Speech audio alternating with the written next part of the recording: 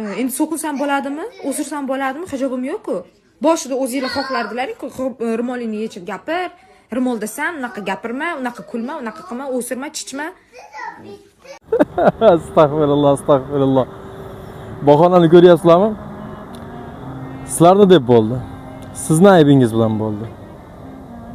Bu xuddi bir inson butun umr bug' yeb yuradi va atrofidagilar, yaqinlari, atrofidagilari, bu ishni qilma, bu noto'g'ri, bug' yema.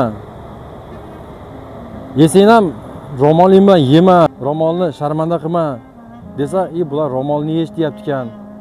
Dedida ro'molni yechib yoradi. Aslida odamlar nima degan edi? Bug' yema degan edi. Bu esa shunday ro'molni yechib yoradi va siz aybdorsiz, sizlar aytdingiz deb turib oladi. Va shunga o'xshagan ba'zi bir insonlarga bitta gap. Axlatni qanday paketga solishingizni qizig'i yo'q. Yiltiroq paketga solasizmi, arzon paketga, musor paketga solasizmi?